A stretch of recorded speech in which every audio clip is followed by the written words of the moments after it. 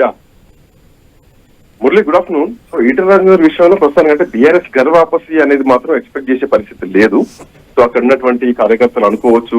But Etela Rajender నిన్న చేసినటువంటి comments ఏంటంటే ఖచ్చితంగా కేసీఆర్ తో ఈక్వల్ గానే ఢీ కొడుతూ ఆయన మాట్లాడారు. సో ఇట్లాంటి నేపథ్యంలో అసలు బీఆర్ఎస్ పార్టీ వైపు చూసేటువంటి అవకాశం లేదు.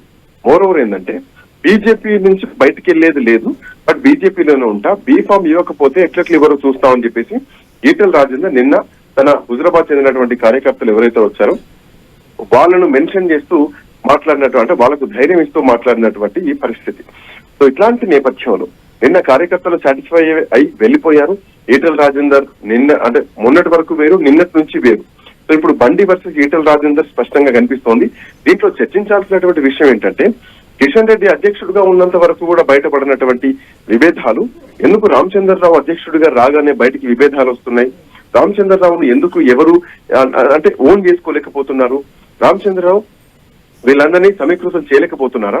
సో ఎవరి స్థాయి ఏంటి, నువ్వెంత, నీ లెక్కెంత అని మాట్లాడుతున్నటువంటి మాటల వెనుక చాలా అర్థాలు మనం తీసుకోవచ్చు. సో కిషన్ రెడ్డి ఉన్నంత వరకు సైలెంట్ గా ఉన్నటువంటి కేడర్ అధ్యక్ష మార్పు జరిగిన తర్వాతనే ఎందుకు ఇట్లాంటి రియాక్షన్స్ వస్తున్నాయి? మరో స్థానిక సంస్థల ఎన్నికల్లో బండి సంజయ్ హుజరాబాద్ వెళ్లి ఆయన చేసినటువంటి కామెంట్స్ ఏదైతే ఉందో, ఇక్కడ నాకెందుకు తక్కువ వచ్చాయి, ఇక్కడ నాకెందుకో కొంతమంది అంటే పనిచేసిన వాళ్ళకే నేను బీఫామ్లు ఇస్తా అని చెప్పి మాట్లాడితే బీఫామ్లు ఇచ్చేది బండి సంజయ్ కాదు, బీఫామ్లు ఇచ్చేది భారతీయ జనతా పార్టీ. సో ఇట్లాంటిది పార్టీ వర్సెస్ ఒక ప్రతినిధిగా చూస్తే గనక ఖచ్చితంగా ఈటల రాజేందర్ నిన్న చేసినటువంటి కామెంట్స్ ఏవైతే ఉన్నాయో, నాది ఉద్యమ చరిత్ర, కేసీఆర్ తో కొట్లాడి కేసీఆర్ తో పాటు కొట్లాడినటువంటి చరిత్ర, ఉమ్మడి రాష్ట్రంలో ముఖ్యమంత్రులతో పాటు సమానంగా ధీటుగా ఎదుర్కొన్నటువంటి చరిత్ర ఉన్నటువంటి కొట్లాట నాది, ఉద్యమ నేపథ్యం నాది. అట్లాంటి ఉద్యమకారుని తో పాటు ఏదైతే మల్కాజ్గిరి పార్లమెంట్ సెగ్మెంట్ ఉందో దాంట్లో నేను గెలిచినటువంటి ఎంపీని ఎక్కడో హుజరాబాద్ నుంచి వస్తే ఇక్కడ నన్ను హక్కులు చేసుకున్నారు, పని ఒత్తిడి వల్ల రాలేకపోతున్నాను. ప్రధానమంత్రి నరేంద్ర మోడీ వచ్చినా గానీ ఇక్కడ ఈటల రాజేందర్ దగ్గరికి వచ్చే పని చేశాను. ఈటల రాజేందర్ దగ్గర నుంచే ప్రచారం మొదలు పెట్టారు ఆయన. సో అట్లాంటి గడ్డ ఈ షామీర్పేట అడ్డా అని చెప్పి బీజేపీ అడ్డా అని చెప్పి బీజేపీని ఎక్కడ తక్కువ అంచనా వేయలేదు, బీజేపీని భుజాన మోస్తూనే బండి సంజయ్ కు చురకలు అంటించారు. సో ఇట్లాంటి నేపథ్యంలో రేపు రోజున బండి సంజయ్ వర్సెస్ ఈటల రాజేందర్ వర్గపోరు ఖచ్చితంగా బయటకు వచ్చింది. మరోవైపు కొండా విశ్వేశ్వరరెడ్డి గాని, అటు రఘునందన్ గాని, పైడి రాకేష్ రెడ్డి గాని, అటు ధర్మపురి అరవింద్ గాని వీళ్ళెవరూ కూడా పార్టీ అధిష్టానంతో రాష్ట్రంలో సఖ్యతగా లేరు. సో తెలంగాణలో బీజేపీ పరిస్థితి ఏమిటి అన్నటువంటి చర్చ నడుస్తుంది. So Etela Rajender what next అంటే ఈటల రాజేందర్ అఫ్ కోర్స్ కేసీఆర్ తో ఈక్వల్ గా ఉంటారని చెప్పడం ఎట్లాంటి సందేహం లేదు. హరీష్ రావును, ఈటల రాజేందర్ ని, కేసీఆర్ ని, వీళ్ళ ముగ్గురిని ఏకపక్షంగా ఏకఘాటం చూడాలి. అఫ్ కోర్స్ కేటీఆర్ తర్వాత స్థాయి ఎవరు అంటే ఈటల, హరీష్ రావు వీళ్ళిద్దరిని కూడా సమానంగా చూసేటువంటి పరిస్థితి ఖచ్చితంగా ఉంటుంది. ఎందుకంటే ఇద్దరు కూడా ఉద్యమకారులు కాబట్టి. ఆ తర్వాతనే కేటీఆర్ వస్తారు, ఆ తర్వాతనే కవిత వస్తారు. సో ఇట్లాంటి నేపథ్యంలో అఫ్ కోర్స్ ఈటల గీత దాటారా అంటే ఈటల గీత దాటడం పక్కన పెడితే ఈటల బీజేపీకి అల్టిమేటం ఇచ్చారు. సో నన్ను కాదని పోతే మీకే నష్టం, కలుపుకొని పోతే మీకే లాభం అని చెప్పేసి గతంలో బీజేపీ పరిస్థితి ఏంది కరీంనగర్ జిల్లాలో, ఇప్పుడు బీజేపీ పరిస్థితి ఏంది, ఈటల రాజేందర్ జాయిన్ అయిన తర్వాత ఉమ్మడి కరీంనగర్ జిల్లాలో భారతీయ జనతా పార్టీ పరిస్థితి ఏంటని చెప్పేసి ఈటల రాజేందరే స్పష్టంగా చెప్పినటువంటి పరిస్థితి. సో ఇప్పుడు అల్టిమేటం భారతీయ జనతా పార్టీకి ఇచ్చారు.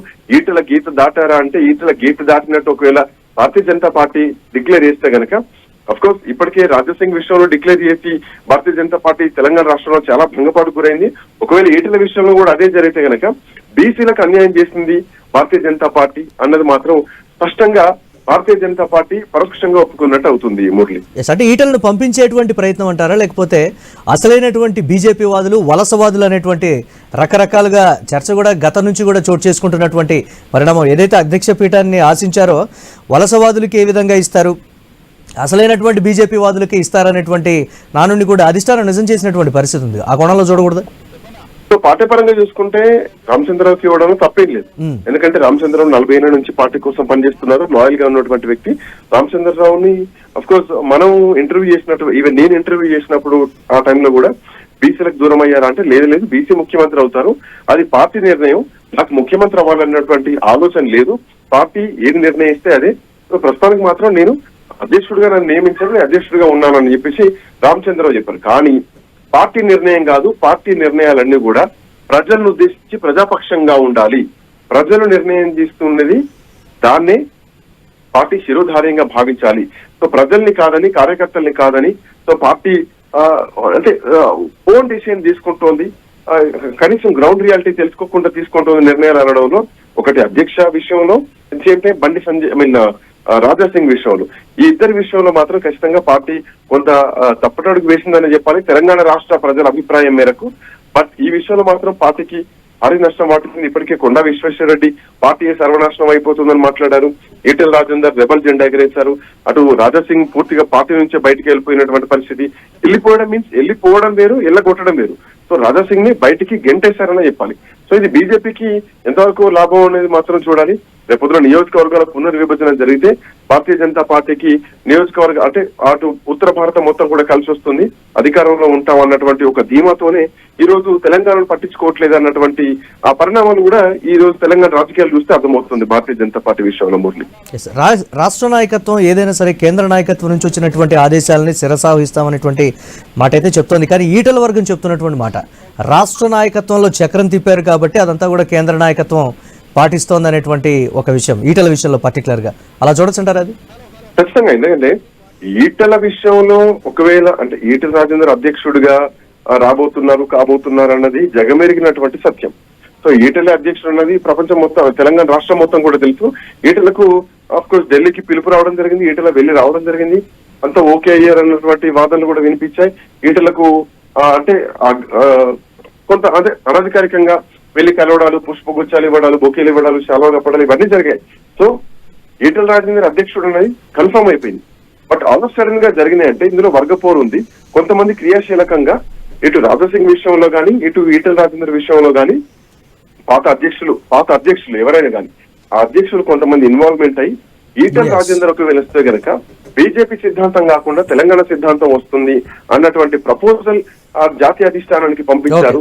పార్టీ సిద్ధాంతం మిస్ అవుతుంది అన్నటువంటి లైన్ ఒకటి ఉంటుందన్నది ఇక్కడ బీజేపీ వర్గాల నుంచి వినిపిస్తున్నది, కొంతమంది మేధా వర్గాల నుంచి వినిపిస్తుంది. సో అందుకే ఒకవేళ ఈటల పక్కన పెడితే ఖచ్చితంగా తెలంగాణ రాష్ట్ర రాజకీయాల్లో భారీ మార్పులు ఉండే అవకాశాలు ఉంటాయి. Murali, right, thanks for update Srikanth. చూద్దాం ఎలాంటి పరిణామాలు ఉంటాయో. కేంద్ర నాయకత్వం ఒకలాగా, రాష్ట్ర నాయకత్వం ఒకలాగా ఉంటుంది అనేటువంటి మాట కేంద్ర నాయకత్వం చెప్పిందే. రాష్ట్ర నాయకత్వం